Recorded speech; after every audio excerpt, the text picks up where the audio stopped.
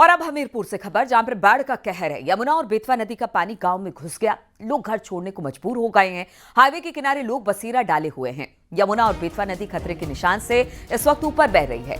हमीरपुर में यमुना और बेतवा पुल में भारी वाहनों पर रोक लगा दी गई है। डीएम के आदेश के मुताबिक NH 34 पर बने दोनों पुलों से भारी गाड़ियां नहीं गुजरेंगी। माइनिंग समेत तमाम भारी गाड़ियां दूसरे रास्तों से जाएंगी। केवल एम्बुलेंस, सरकारी रोडवेज बस और छोटे वाहन ही इन पुलों पर निकल पाएंगे।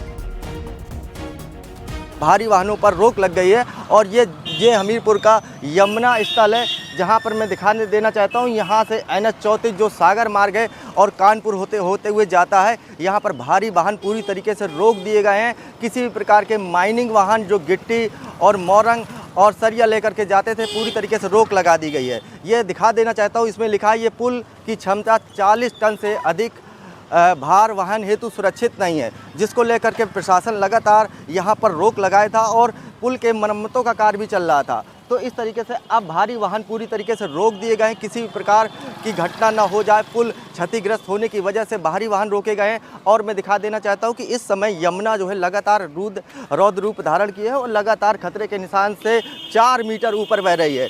कई निचले इलाके ऐसे हैं जो यमुना के बाढ़ के प्रकोप से प्रभावित हो चुके हैं और अपने घरों को छोड़ करके आश्रय स्थल में और रोडों में अपना आशियाना बना लिया है। तो ये एक बड़ी खबर है हमीरपुर के लिए कि पूरी तरीके से भारी वाहन रोके गए हैं और यहाँ पर कोई घटना ना हो जाए, इसके लिए पूरी तरीके से डाइवर्जन किया गया है।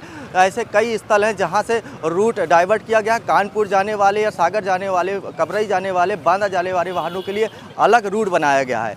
तो ये हमीरपुर के लिए बड़ी खबर है, यहाँ पर पूरी तरीके से भारी वाहन रोक दिए गए हैं। उमा शंकर मिश्रा, न्यूज़ 18 के लिए हमीरपुर।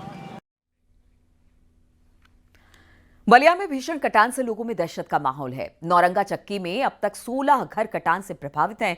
जिलाधिकारी ने SDM और सभी अधिकारियों को गांव में ही कैंप करने को कहा है। कटान रोकने के लिए जिला प्रशासन लगातार कोशिश में जुटा हुआ है और साथ ही साथ लोगों को सुरक्षित जगहों पर लेकर भी जाया जा रहा है।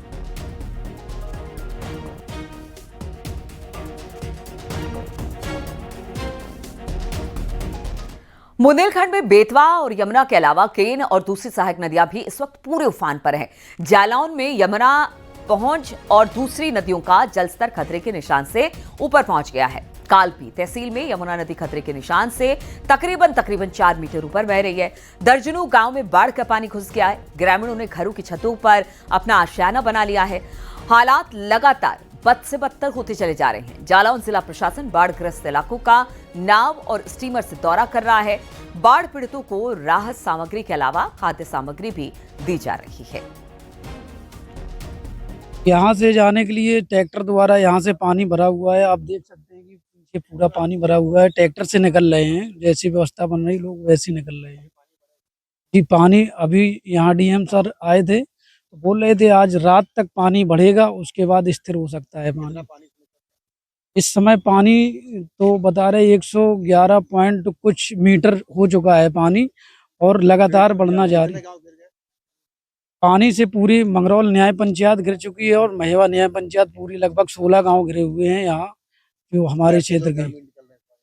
इस पानी में लोग निकल रहे हैं, स्टीमर के माध्यम से निकल रहे हैं और कई जगह तो बोर्ड ही नहीं है। मंगरौल में आधा गांव डूबा हुआ है, वहाँ बोर्ड ही नहीं है व्यवस्था।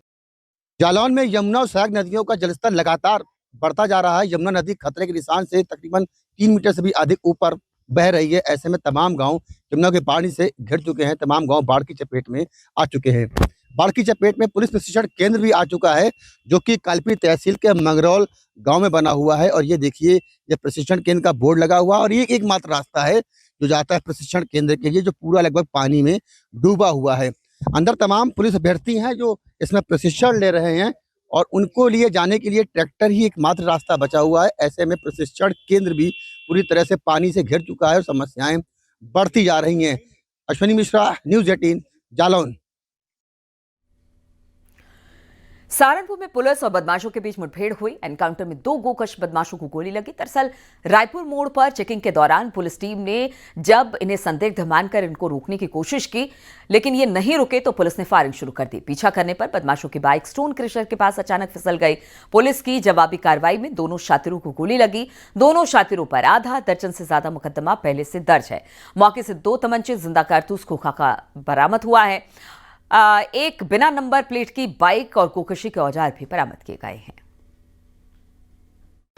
पुलिस पार्टी द्वारा पीछा किया गया तो शाहपुर बांस रोड पर बाजपुर स्टोन क्रशर मोड़ पर उनकी बाइक फिसल के गिर गई और पुलिस पार्टी पुनः जांच से मैंने मानी ने फायरिंग की। पुलिस द्वारा की गई आत्मरक्षा फायरिंग में दोनों बदमाशों पर गोली लगी। दोनों बदमाशों नाम क्रम से जावेद व नदीम हैं तथा दोनों थाना मिर्जापुर हिस्ट्री शीटर हैं। उनके खिलाफ 8 व 7 मुकदमे पंजीकृत हैं। दोनों बदमाशों कब्जे से 2 तमंचा, 4 जिंदा कारतूस, 2 खोखा कारतूस, 1 बिना नंबर की बाइक तथा गौकसी को उपकर बरामद हुए हैं। दोनों बदमाशों इलाज हेतु CST बिहार रवाना किया गया है। गाजियाबाद से खबर, जहां एक युवक की करंट लगने से मौत हो गई और यह हादसा उस वक्त हुआ जब युवक करवट लेते समय पलंग से अचानक नीचे गिर गया। यह घटना मोदीनगर के सुदामापुरी कॉलोनी का बताया जा रहा है, जहां पर युवक का हाथ बोर्ड से टकरा गया, जिससे वो करंट की चपेट में आया।